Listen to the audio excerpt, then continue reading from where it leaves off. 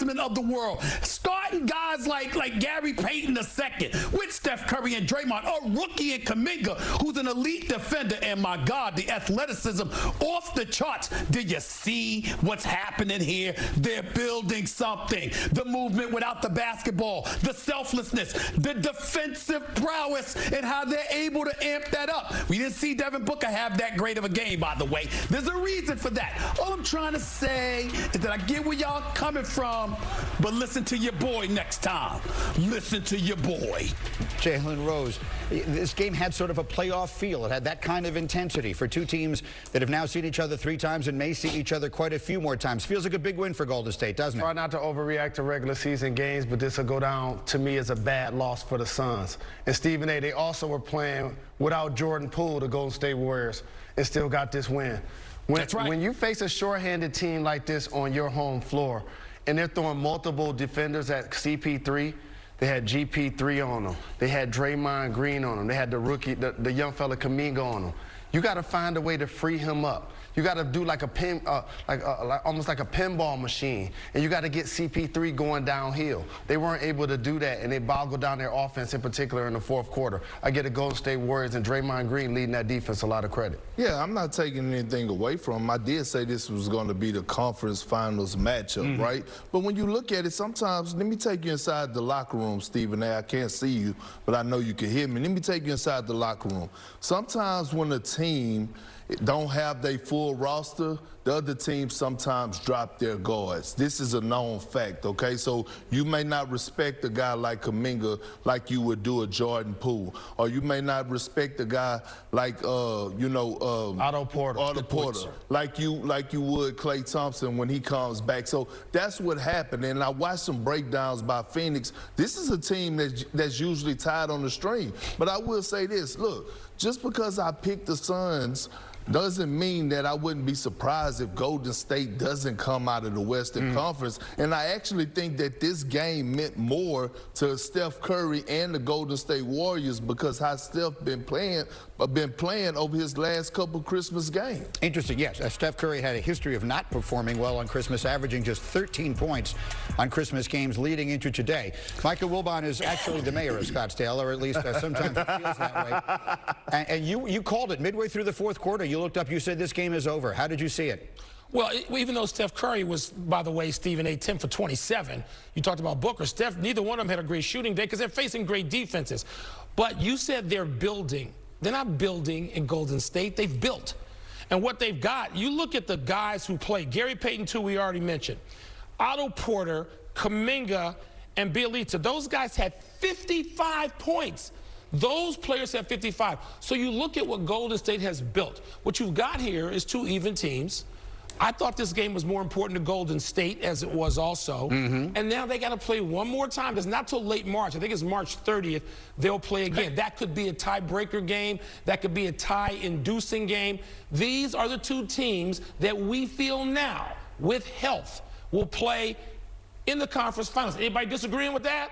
No. No, there's no disagreement with that. But we got to give the Utah Jazz a shout in this conversation, too.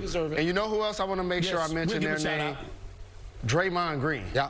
He had 10 assists in today's game, right? And DeAndre Ayton did do a great job of punishing him in the paint. But, however, he's going to be the first guy since Dennis Rodman in the late 80s to make the All-Star game without averaging double figures in points, rebounds, or assists. That's how much his impact is. We will look ahead to the Lakers and the Nets coming up in just a few minutes here on ABC. I also want to mention from DraftKings, Dalton's team in the NBA's Western Conference. The best team in the NBA's Western Conference is the Golden State Warriors. Steph Curry, Draymond, Andrew Wiggins, Jordan Poole, and the rest of the crew. That's who I'm going to go with. I've been saying it since day one.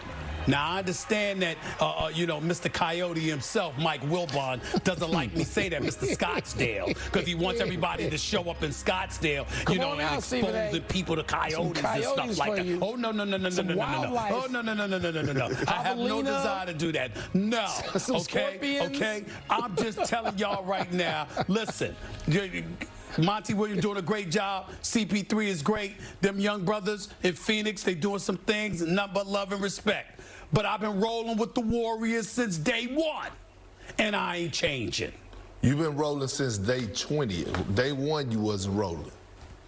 What do you think, Big Perk? Who's the best team in the NBA right now, the Suns or the Warriors? It's the Phoenix Suns. It's the Phoenix Suns. And I was telling y'all off air, when you look at the Phoenix Suns and the way that they play defense, you would think that they play in zone. They actually in man-to-man. They're so tied together on the string without even having to communicate. But when you look at their big three, we already know what we're going to get out of CP3, Ayton, and Booker. But their supporting cast hit different. Jay Crowder, Mikal Bridges, JaVale McGee, Landry Shamet, Cam Johnson, Cam Payne. Like, you know, they're so deep, and then any given night, you never know which guy's going to step up. And the last thing, they got a taste of the blood last year. So these guys are battle-tested. The role players are. Jordan Poole, Andrew Wiggins, they're not. How deep? Deeper than Atlantis. I agree with you. And here's the thing. I'm going to actually talk about the fact that Chris Paul, at this point of his career, is probably still the best and most efficient clutch player we have in the league. He leads the game in assists.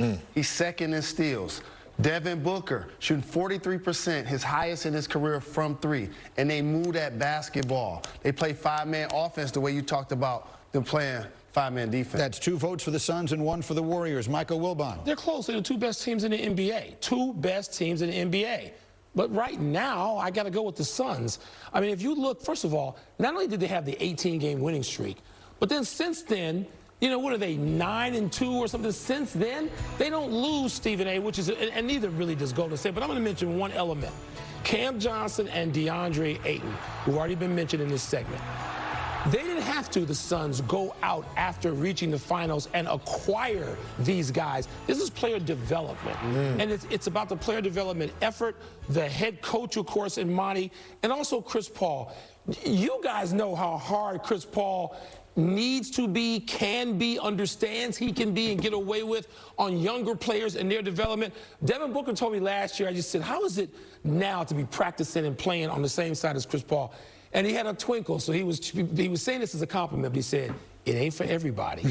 Okay? Which means it tells you how tough Chris Paul is as a demanding point guard, veteran,